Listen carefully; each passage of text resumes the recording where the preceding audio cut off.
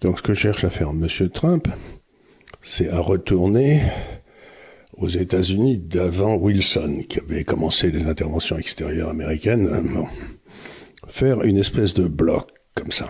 Ça veut dire en termes clairs qu'il veut constituer ce qu'on pourrait appeler la forteresse américaine. C'est-à-dire, dans le fond, les États-Unis retournent à la doctrine Monroe qu'ils avaient au 19e. Le reste du monde ne nous intéresse pas. Mais par contre, ce qui se passe en Amérique du Sud et en Amérique du Nord, c'est nous les patrons.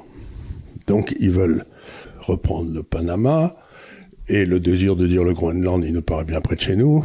Donc, c'est-à-dire de faire une espèce de zone géographique où les États-Unis seraient le maître à bord. Et puis, dans le fond, de dire au reste du monde, vous nous intéressez plus des masses. Alors, ça c'est le désir.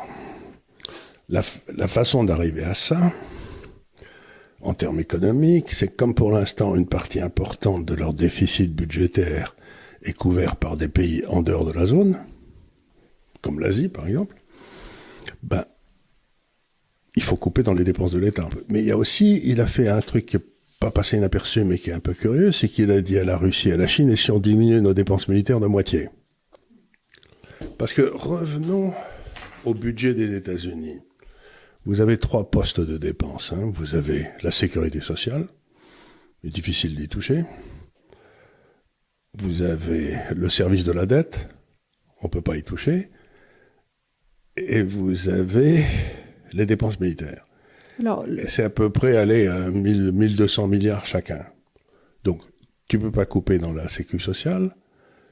Tu peux pas, remarque, avec les Doge, ils vont peut-être couper parce qu'ils vont peut-être trouver des tas de...